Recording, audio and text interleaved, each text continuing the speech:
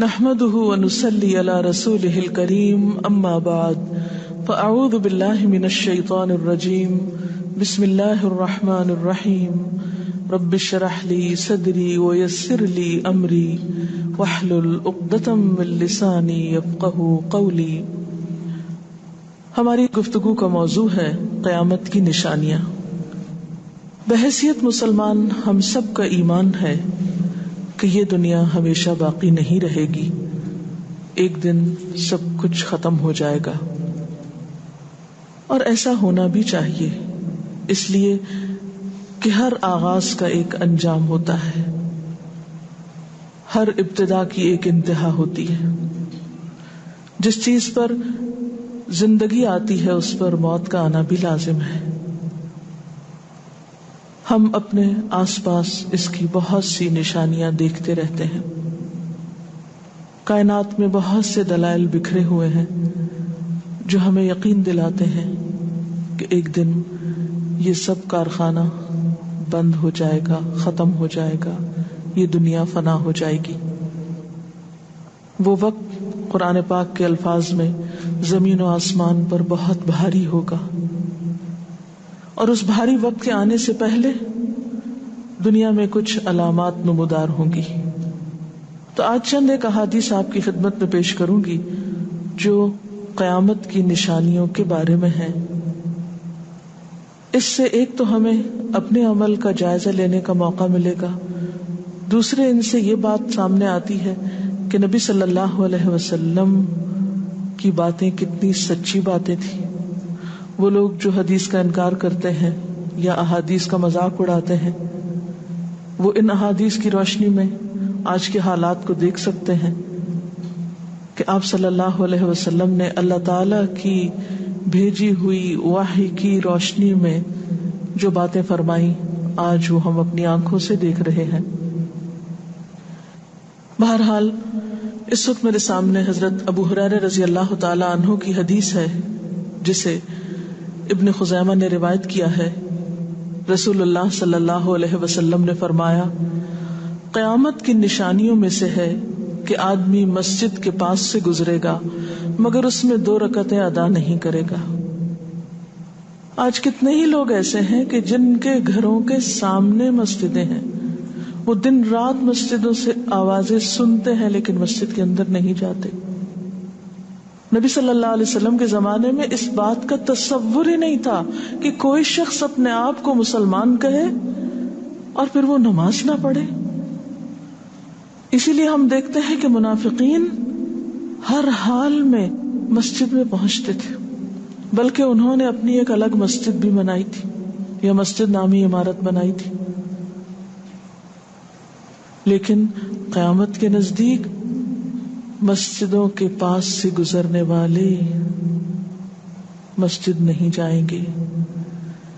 ایک اور حدیث میں آتا ہے، حضرت انس فرماتے ہیں رضی اللہ تعالی عنہ کہ اللہ کے رسول صلی اللہ علیہ وسلم نے فرمایا، لوگوں پر ایک ایسا دور آئے گا کہ ان میں اپنے دین کی حفاظت پہ صبر کرنے والا اس شخص کی مانند ہوگا جو آگ کے انگارے کو اپنی مٹھی میں تھامنے والا ہے۔ یعنی دین پر استقامت اور دین پر عمل اتنا مشکل ہو جائے گا بعض اوقات کہ جیسے ایک انگارہ ہاتھ میں لینا کہ انسان نہ لے سکے اور نہ پھینک سکے۔ ایک اور نشانی جو آپ صلی اللہ علیہ وسلم نے ہمیں بتائی وہ یہ کہ زمانہ قریب آ جائے گا، عمل میں نقص واقع ہوگا اور بخیلی پیدا ہو جائے گی، دل تنگ ہو جائیں گے۔ ایک اور حدیث میں آتا ہے کہ بخیلی کا عام ہونا قیامت کی نشانیوں میں سے ہے۔ آج آپ دیکھیں کہ بسا اوقات انسان کے پاس اللہ کی دی ہوئی بے شمار نعمتیں ہوتی، لیکن انسان ان نعمتوں میں کسی کو شریک نہیں کرتا۔ چھوٹی چھوٹی باتوں کو مائنڈ کر جانا، چھوٹی چھوٹی باتوں پہ ناراض ہو جانا، چھوٹی چھوٹی چیزوں کو حد سے زیادہ محسوس کر لینا، یہ سب کچھ شح کی وجہ ہی سے تو ہے، بخل کی وجہ سے ہی تو ہے۔ بخل صرف مال میں نہیں ہوتا، بخل تمام نعمتوں میں ہوتا ہے اگر ان میں اللہ کے دوسرے بندوں کو بطور شکر کے شریک نہ کیا جائے۔ ایک اور حدیث میں آتا ہے، مجموع الزوائد میں یہ حدیث روایت ہوئی ہے رسول اللہ صلی اللہ علیہ وسلم نے فرمایا کہ لوگ سخت اور بخیل ہو جائیں گے، یعنی ان کے دل سخت ہو جائیں گے اور ان کے اندر بخل عام ہو جائے گا۔ ایک اور نشانی قیامت کی آپ صلی اللہ علیہ وسلم نے یہ بتائی کہ مساجد میں زیب و زینت بہت ہوگی، یعنی نمازی تو کم ہوں گے لیکن مسجدیں سجائی بہت جائیں گی۔ حضرت انس بن مالک کی روایت ہے، مسند احمد نے اس کو روایت کیا ہے، رسول اللہ صلی اللہ علیہ وسلم نے فرمایا قیامت قائم نہیں ہوگی یہاں تک کہ لوگ مسجدوں میں فخر و مباحات کریں گے، یعنی مسجد کے بنانے میں، اس کے سجانے میں، اس کی آرائش میں ایک دوسرے کا مقابلہ کرنے لگیں گے۔ ایک اور حدیث میں آتا ہے کہ قیامت کی علامات میں سے ہے کہ لوگ مسجدوں کو سجایا کریں گے، یعنی اللہ تعالیٰ کو نماز پڑھ کے خوش کرنے کی بجائے مسجد بنا کے سجا کے خوش کرنے کی کوشش ہوگی۔ حضرت ابو الدرداء سے روایت ہے کہ جب تم لوگ مسجدوں کو سجانے لگو، قرآن کو مزین کرنے لگو تو تمہاری بربادی ہے، کیونکہ قرآن پاک پڑھنے کے لیے آئے، محض سجانے کے لیے نہیں۔ آج آپ دیکھیں کہ بسا اوقات ہم اسے پڑھتے کم ہیں، سمجھتے کم ہیں، اس کے مطابق زندگی نہیں بسر کرتے، لیکن خوبصورت انداز میں سنہری الفاظ میں لکھوا کر گھروں میں سجا دیتے ہیں۔ تو قرآن پاک سجانے کے لیے نہیں آیا، وہ تو ہدی للناس ہے، ساری انسانیت کی ہدایت کے لیے آیا ہے، لیکن ہم نے اس کا بس اتنا ہی فائدہ اٹھایا کہ اسے خوبصورت انداز میں لکھ کے تاکوں میں سجا دیا۔ اسی طرح ایک اور نشانی کہ انسان حلال حرام کی پرواہ نہیں کرے گا۔ رسول اللہ صلی اللہ علیہ وسلم نے فرمایا، صحیح بخاری کی روایت ہے، لوگوں پہ ایسا وقت ضرور آنے والا ہے کہ آدمی اس بات کی بالکل فکر نہیں کرے گا کہ جو مال اس نے حاصل کیا ہے وہ حلال ہے یا حرام ہے، یعنی کس ذریعے سے حاصل کیا ہے۔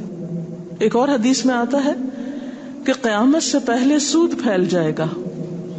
ایک اور روایت میں آتا ہے کہ ہر شخص تک اس کا کچھ نہ کچھ غبار پہنچے گا، یعنی کچھ لوگ تو براہ راست اس میں انوالو ہوں گے اور کچھ لوگ انڈائریکٹلی اس سے متاثر ہوں گے۔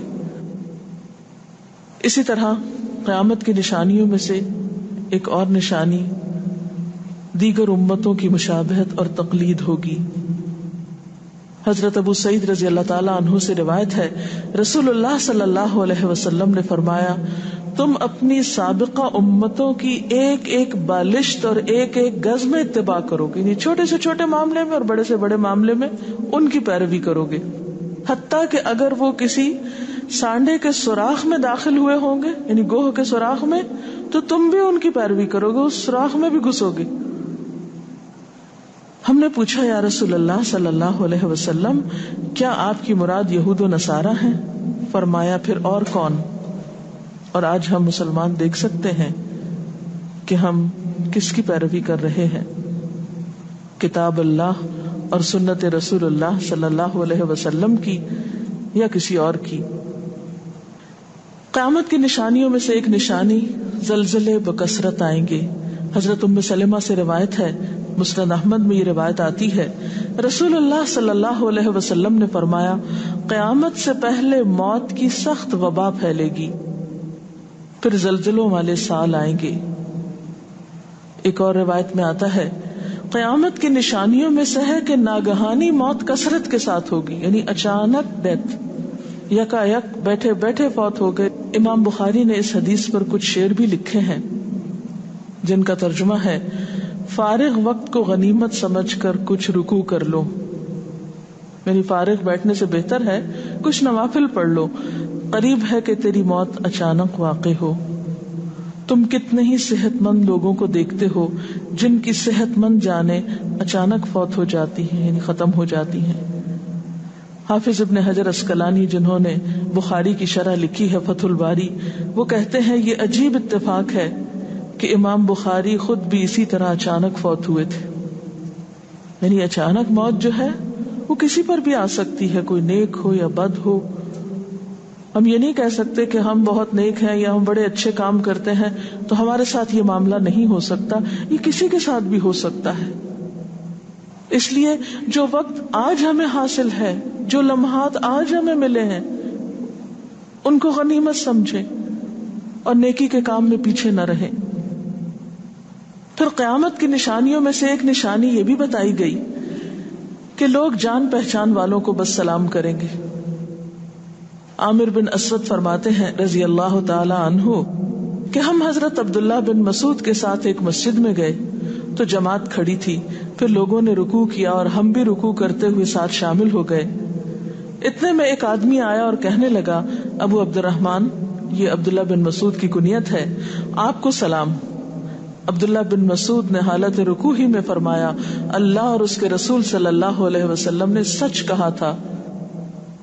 نماز کے اختتام پر کچھ لوگوں نے آپ سے پوچھا کہ آپ نے فلاں شخص کے سلام پر یہ کیوں کہا کہ صدق اللہ و رسولہ، اللہ اور اس کے رسول صلی اللہ علیہ وسلم نے سچ کہا۔ ابن مسعود نے فرمایا، میں نے نبی صلی اللہ علیہ وسلم سے سنا کہ قیامت کی نشانیوں میں سے ہے کہ سلام صرف پہچان والوں کو کیا جائے گا۔ یعنی آپ کسی مجلس میں جاتے ہیں، مسنون طریقہ کیا ہے، اگر آپ کسی گیدرنگ میں جائیں سب کو بیک وقت السلام علیکم کہیں، لیکن بہت دفعہ آپ نے دیکھا ہوگا کہ لوگ آتے ہیں سب کو نہیں پوچھتے، ان میں سے جو جان پہچان والا ہوتا ہے اس کا نام لے کر بس سلام کرتے ہیں۔ پھر اسی طرح ایک اور نشانی یہ کہ لوگ دعا اور طہارت میں زیادتی کریں گے۔ حضرت سعد رضی اللہ تعالی عنہ سے روایت ہے، انہوں نے سنا کہ ان کا بیٹا اس طرح دعا کر رہا ہے، یا اللہ میں تجھ سے جنت کا سوال کرتا ہوں، اس کی نعمتوں کا سوال کرتا ہوں، اس کی رونقوں اور تر و تازگیوں کا سوال کرتا ہوں، وغیرہ وغیرہ، اور میں آگ سے تیری پناہ مانگتا ہوں، اس کی زنجیروں سے اور طوقوں سے پناہ مانگتا ہوں۔ تو حضرت سعد نے فرمایا، تم نے اللہ تعالیٰ سے خیر کثیر کا سوال کیا ہے اور ضرر کثیر سے پناہ مانگی ہے، جبکہ میں نے رسول اللہ صلی اللہ علیہ وسلم سے سنا کہ عنقریب ایسے لوگ ہوں گے جو دعا میں زیادتی کریں گے۔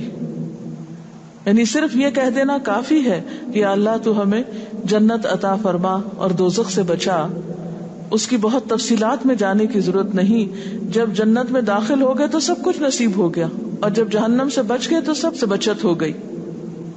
پھر آپ نے یہ آیت پڑھی، اپنے رب سے عاجزی سے دعا مانگو، یقیناً وہ زیادتی کرنے والوں کو پسند نہیں کرتا۔ یعنی دعاؤں میں زیادتی اور اس قسم کی تفصیلات یہ پسندیدہ نہیں ہے۔ تمہیں یہی کافی تھا کہ تم یوں کہتے، یا اللہ میں تجھ سے جنت اور ہر اس قول و عمل کا سوال کرتا ہوں جو جنت کے قریب کر دے، اور میں تیری پناہ چاہتا ہوں جہنم سے اور ہر اس قول و عمل سے جو جہنم کے قریب کرے۔ تو اتنا کہنا کافی تھا۔ پھر قیامت کی نشانیوں میں سے ایک نشانی آپ صلی اللہ علیہ وسلم نے یہ بھی بتائی کہ نااہل حاکم مقرر کیے جائیں گے۔ حضرت ابو ہریرہ سے روایت ہے کہ قیامت کی نشانیوں میں سے ہے کہ ذلیل اور کمینے لوگ نیک شریف لوگوں پر غالب ہو جائیں گے۔ کیوں ابن مسعود، کیا تم نے بھی یہ بات میرے محبوب صلی اللہ علیہ وسلم سے سنی ہے؟ ابن مسعود نے فرمایا، ہاں رب کعبہ کی قسم۔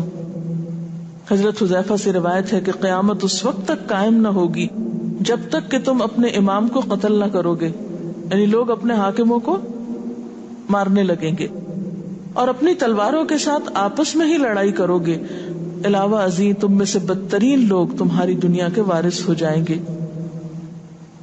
اسی طرح قیامت کی نشانیوں میں سے ایک نشانی یہ بھی ہے، حضرت عبداللہ بن مسعود سے مروی ہے کہ رسول اللہ صلی اللہ علیہ وسلم نے فرمایا، قیامت کے قریب صرف مخصوص لوگوں کو سلام کیا جائے گا۔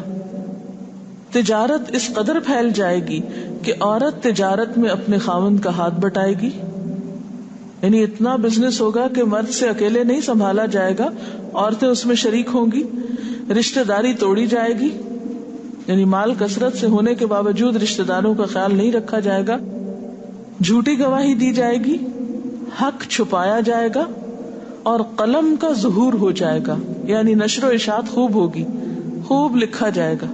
ایک اور روایت میں آتا ہے کہ وقت مختصر ہو جائے گا۔ آج آپ دیکھیے ہر شخص وقت کی کمی کی شکایت کرتا ہے۔ حضرت ابو ہریرہ رضی اللہ تعالیٰ عنہ سے روایت ہے، رسول اللہ صلی اللہ علیہ وسلم نے فرمایا، قیامت قائم ہونے سے پہلے یہ نشانی ظاہر ہوگی کہ زمانہ قریب آ جائے گا، یتقارب الزمان، سال مہینے کی طرح مہینہ ہفتے کی طرح، ہفتہ دن کی طرح، اور ایک دن ایک گھنٹے کی طرح، اور ایک گھنٹہ آگ کے شعلے کی طرح تیزی سے گزرنے والا ہو جائے گا. اور آج آپ دیکھیے کہ اللہ کے رسول صلی اللہ علیہ وسلم کی یہ بات کتنی سچ معلوم ہوتی ہے کہ ہر شخص وقت کی کمی کا شکار ہے، اور پتہ ہی نہیں چلتا ہفتہ گزر گیا، پتہ ہی نہیں چلتا مہینہ گزر گیا، پتہ ہی نہیں چلتا سال گزر، پتہ ہی نہیں چلتا اتنی عمر گزر گئی، کل کی بات لگتی ہے. اور انڈائریکٹلی یہ اشارہ اس بات کی طرف کہ زندگی کی رفتار بہت تیز ہو جائے گی، یعنی فاسٹ لائف جس کو آپ کہتے ہیں اس کا شکار ہو جائے گا. ایک اور روایت میں آتا ہے کہ دنیا محبوب ہو جائے گی، موت سے نفرت ہو جائے گی. حضرت ابو ہریرہ سے روایت ہے، رسول اللہ صلی اللہ علیہ وسلم نے حضرت ثوبان سے فرمایا، اے ثوبان، اس وقت تمہارا کیا حال ہوگا جب دوسری امتیں تم پر اس طرح ٹوٹ پڑیں گی جس طرح تم کھانے کے برتن پہ ٹوٹ پڑتے ہو. ثوبان نے کہا، میرے ماں باپ آپ پہ قربان، اے اللہ کے رسول صلی اللہ علیہ وسلم، کیا اس وقت ہم تعداد میں کم ہو جائیں گے؟ فرمایا، نہیں، بلکہ تم کثرت میں ہوگے، لیکن اللہ تعالیٰ تمہارے دلوں میں وہن ڈال دے گا. صحابہ نے پوچھا، یا رسول اللہ صلی اللہ علیہ وسلم، وہن کیا چیز ہے؟ آپ نے فرمایا، دنیا سے محبت اور جہاد سے نفرت. اور ایک روایت میں آتا ہے، دنیا سے محبت اور موت سے نفرت. اسی طرح نیک لوگ آہستہ آہستہ کم ہو جائیں گے. رسول اللہ صلی اللہ علیہ وسلم نے فرمایا، نیک لوگ یکے بعد دیگرے رخصت ہوتے جائیں گے، فوت ہوتے جائیں گے. فضول لوگ باقی رہ جائیں گے، بیکار، نکمے. جس طرح جو کا بھوسا یا ردی کھجور باقی رہ جاتی، اللہ تعالیٰ ان فضول لوگوں کی کچھ پرواہ نہ کرے گا. کوڑے کرکٹ کی طرح ہوں گے جن کی کچھ پرواہ نہ کرے گا کہ ان کو پھینک دیا جائے یا کاٹ دیا جائے یا کہیں جلا دیا جائے. ایسے لوگوں کی اللہ تعالیٰ کو کچھ بھی ضرورت نہیں ہو. حضرت عمرو بن شعیب اپنے والد سے اور اپنے دادا سے روایت کرتے ہیں، رسول اللہ صلی اللہ علیہ وسلم نے فرمایا، لوگوں پر ایک ایسا وقت آئے گا کہ ان کی خوب چھانٹی صفائی کی جائے گی تو فضول لوگ باقی رہ جائیں گے اور نیک لوگ ختم ہو جائیں گے. پھر آپ نے اپنے دونوں ہاتھوں کی انگلیوں کو آپس میں ملا کر فرمایا، اس طرح ان کے وعدے اور امانتیں خلط ملط ہو کر رہ جائیں گے اور وہ اختلافات کا شکار ہو جائیں گے. یعنی نہ ان میں وعدوں کا پاس ہوگا، نہ امانتوں کی ادائیگی کا احساس ہوگا، اور وہ ایک ہی چیز جانیں گے اور وہ لڑائی جھگڑا، اختلافات. کیونکہ کوڑا کرکٹ ہے نا، کوئی وزن تو اس کا ہے نہیں، کوئی اصول تو ہے نہیں، کسی نیک کام میں استقامت تو ہے نہیں. بس جدھر کو پانی جا رہا ہے اس پہ بہہ رہے ہیں، ہوا چل رہی ہے اس پہ اڑ رہے ہیں. تو ایسے نکمے اور بیکار لوگ باقی بچیں گے، اور پھر ایک دن دنیا اپنے اختتام کو پہنچ جائے گی. ہر گھر میں فتنہ داخل ہو جائے گا. حضرت عوف بن مالک فرماتے ہیں کہ میں غزوہ تبوک کے موقع پر رسول اللہ صلی اللہ علیہ وسلم کی خدمت میں حاضر ہوا، جبکہ آپ اس وقت چمڑے کے ایک خیمے میں تشریف فرما تھے. آپ نے فرمایا، قیامت کی 6 نشانیاں گن لو. پھر ایک ایسا عام اور تباہ کن فتنہ ہوگا کہ عرب کا کوئی گھر بھی اس کی لپیٹ میں آنے سے محفوظ نہ رہ سکے گا. تو اللہ تعالیٰ سے دعا ہے کہ وہ ہمارے ایمان اور عمل کی حفاظت فرمائے اور ہمیں نیکی کی توفیق عطا فرمائے، اپنی ذمہ داریوں کو صحیح معنوں میں پورا کرنے کی توفیق عطا فرمائے. اگر آپ کے ذہن میں کوئی سوال ہو تو آپ کر سکتے ہیں. جو لوگ قیامت کی ان علامات کا مذاق اڑاتے ہیں اور کہتے ہیں کہ یہ حالات تو بہت عرصے سے ہیں، قیامت آنی ہوتی تو آ چکی ہوتی، تو ہم کیا کر سکتے ہیں، انہیں کیسے سمجھا سکتے ہیں؟ دیکھیے کہ جو لوگ مذاق اڑانے پر تل جاتے ہیں ان کا کوئی علاج نہیں. نبی صلی اللہ علیہ وسلم کے زمانے میں بھی ایسے لوگ موجود تھے جو دین کے شاعر کا مذاق اڑاتے تھے. قرآن نے ایسے لوگوں کو منافق بتایا ہے. اور بات یہ ہے کہ جب قیامت آئے گی تو پھر کسی سے پوچھ کر نہیں آئے گی، اس کا وقت تو اللہ تعالیٰ کو معلوم ہے، اور جب آ جائے گی تو کوئی اس سے فرار حاصل نہیں کر سکے گا. آج ہمیں اللہ تعالیٰ نے اختیار دیا ہے، چاہے تو کسی چیز کو مانے اور چاہے تو انکار کر دیں، لیکن جب اصل حقیقت سامنے آئے گی تو پھر ہم انکار نہ کر سکیں گے. آپ نے بتایا کہ قیامت کی نشانیوں میں ہے کہ طہارت میں بھی زیادتی کی جائے گی، تو اس سے کیا مراد ہے؟ اس کا معنی یہ ہے کہ لوگ طہارت حاصل کرتے وقت وسائل یا ریسورسز کو بہت ضائع کریں گے. مثلا یہ کہ وضو کرتے وقت بہت زیادہ پانی لنڈھانا، بہت صابن گرانا، اسی طرح نہاتے وقت بہت پانی ضائع کرنا. نبی صلی اللہ علیہ وسلم کے زمانے میں پانی کی قلت بھی ہوتی تھی، لیکن اس کے باوجود آپ صلی اللہ علیہ وسلم کی تعلیمات میں ہے یہ بات کہ ایک شخص کو آپ نے فرمایا تھا کہ خواہ تم دریا کے کنارے بیٹھے ہو پھر بھی وضو کے لیے اتنا ہی پانی لو جتنا تمہاری ضرورت ہے، یعنی بہت زیادہ پانی ضائع نہ کرو. آج ہم دیکھتے ہیں کہ بہت سے وسائل کے ذریعے پانی کا حصول بعض علاقوں میں بہت آسان ہو گیا ہے اور لوگ بہت ناقدری کے ساتھ پانی ضائع کرتے ہیں. مثلاً بعض دفعہ دیکھا گیا ہے کہ برش کرنے کے وقفے میں ٹیپ کھول دی جاتی ہے، بعض اوقات 5 منٹ تک ٹیپ میں سے پانی بہتا رہتا ہے اور آرام آرام سے لوگ اپنی طہارت اور صفائی کا اہتمام کرتے رہتے ہیں. تو کسی بھی طرح کے وسائل کو ضائع کرنا جو ہے وہ اسلامی تعلیمات کے خلاف ہے، خواہ وہ دین کے کسی کام کے کرنے میں ہی کیوں نہ استعمال کیے جائے، وضو جیسی چیز میں ہی کیوں نہ استعمال کیے جا رہے ہوں. تو طہارت میں مبالغہ آرائی کا مطلب یہی ہے، وسائل کا ضیاع. دعا میں زیادتی کا مقصد کیا لمبی دعاؤں کا بھی مراد یہ ہوگا؟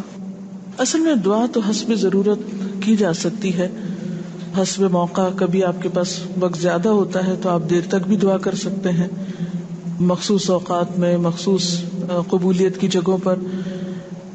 لیکن سنت کے طریقے سے ہٹ کر مبالغہ آرائی کے انداز میں دعا کرنا اور پھر ردیف قافیے ملا کر دعا کرنا یا شعر و شاعری کے انداز میں دعا کرنا، ان چیزوں سے منع کیا گیا ہے.